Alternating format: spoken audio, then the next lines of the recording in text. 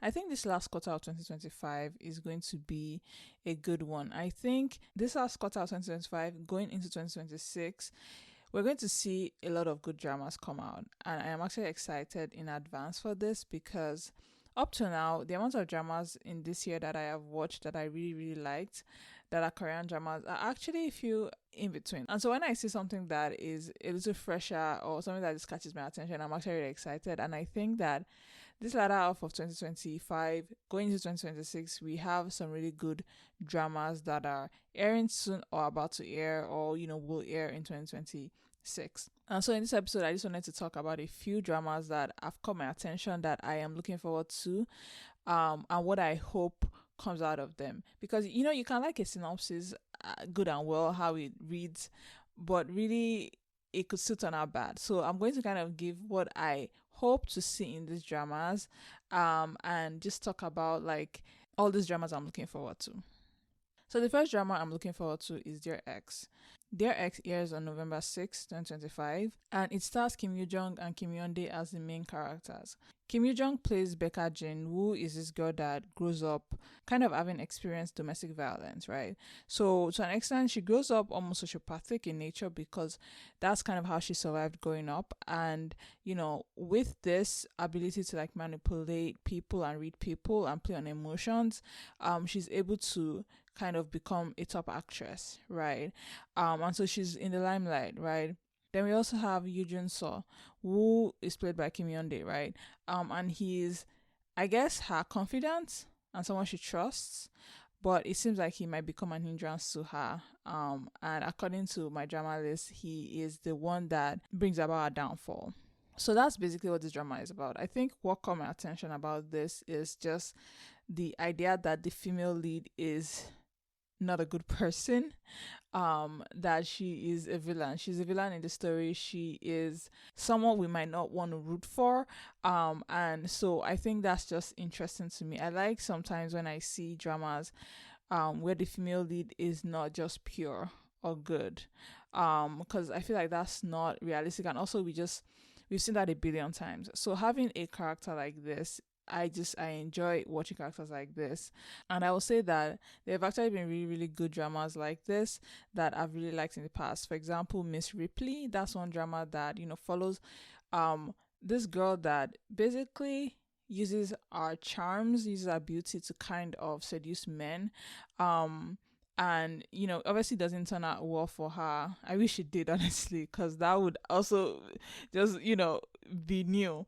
But she uses her beauty and her charms to kind of seduce men and kind of get money, because she comes from a poor background, right? And so I feel like that, like, just femme fatale kind of female leads, I love characters like that they don't really exist to fit that gentle archetype, right? They're just not like that, right? They might pretend to be, but they really are not. And it's kind of fun watching people like relate to that kind of character, right? And watch how that character navigates in relationships with people. So my hope for this drama is, well, my biggest hope is that they keep our character consistent from the beginning to the end. One thing that I find with dramas like this, especially like this is on TV Inc., like I don't I don't have high hopes that they will keep our character constant, but they struggle sometimes, right, with this thing where the character will start off a certain way and have a certain personality, and like at the end, or as she falls in love or whatever, she becomes someone completely different, right? They kind of like dumb down the character, and it's like, then what was the point, right? I'm supposed to like believe just because she falls in love she like changes our personality? No.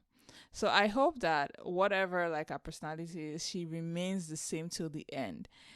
And I hope that she's able to get away with whatever whatever she's done that's bad. Like, I support women's rights and wrongs. So that's my hope for this drama, that they don't try to also make her the villain. Like, I hope we get like a satisfaction from her character, is basically what I mean, right? I just hope that her character stays consistent in that way that she relates to people and everything. So that's my hope for, Dear X. So I'm really looking forward to this drama. I think it's going to be great. The second drama that I am looking forward to watching is the Korean drama Dynamite Kiss. It airs on November 12th, 2025, and it stars Jang Gi-young and Han Eun-jin. And according to my drama list, Kang Ji-hyuk, played by Jang Gi-young, works as the leader of the Mother TF team at a baby products company. One day, a team member, Kodarim, obviously played by Han Eun-jin, suddenly kisses him. This puts him in a difficult position because she's a married woman. Um, Basically, I think this drama is a little bit of a misunderstanding. It's obviously a comedy, right? You have someone that, I think he's falling in love with someone that he thinks is married, right? But as we know, Kodarim is actually a single woman that just, needs this job. And this is one weird thing about like companies that I've seen in dramas about companies is that you have to like have a certain status, right, to like pass the interview or something, right? Like you have to be married if you want to maybe work in like I guess it's a baby products company, right? So you have to have a child. So that is kind of the scenario that this is playing out in. It's funny because obviously the guy doesn't need to do this, so there's a little sexism involved in like when they write this kinds of like synopsis that makes no sense to me. But anyways, they kind of have like that little spat because he thinks she's married, and it's weird that a married woman would be kissing you, right? So I think that that's where that stems from. Hopefully they clear that up quickly, because I don't know if I'm going to watch all 14 episodes and they are misunderstanding this one thing. And I would also kind of not like him to act on his feelings while he thinks she's married, right? Because that's another weird thing. Like we know she's not married, but like, what does it say about him if he acts on his feelings knowing she's married, right? So I hope they don't do that, because dramas do that sometimes, right? But I am really looking forward to this one because honestly, Han Eun-jin is someone I really, really like. I have found that she's just pleasant to watch. So I am actually looking forward to this one just for her. So yeah, that's the second drama that I am interested in. The third drama I am interested in is Last Summer.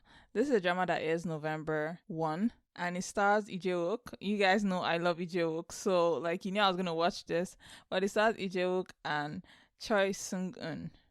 And basically we have a little identical twin brother scenario thing here. I don't know what the like idea behind this is, but it seems that like obviously the female lead likes one of the brothers. I don't know how the second brother plays into it, but you can kind of guess. It's one of those like weird misunderstanding things, right? So I am really, really interested in this because it's a joke.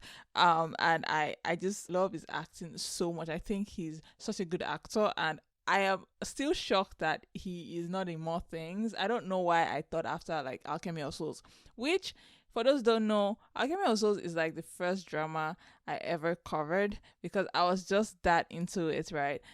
So I created a podcast just for that drama actually.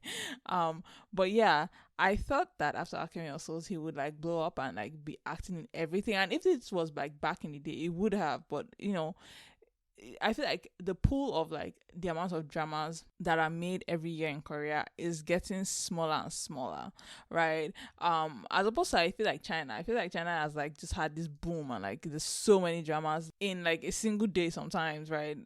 Korean dramas have kind of like toned it down. They're not as many, so I think that that's why. But I adore him, and I think is just amazing to watch. So that's why I'm watching this drama. I actually don't really care for I don't really care for the plot. The fact that it's in it is what I need to know, right? And so yeah, I am curious about how this is gonna play out. Again, it seems like a misunderstanding thing. If there's something I would say about like Lee Jae-wook, he's good at like playing a dick, but also a good person, or like a warm person. So I don't know what the brothers would be like, right? I don't know if like one is going to be really nice and one is going to be like really mean, right?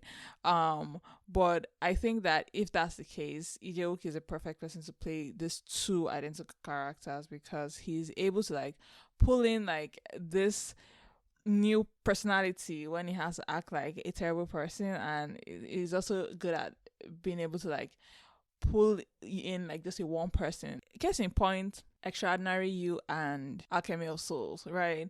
So I think that this is going to be pleasant to watch, and I'm looking forward to it.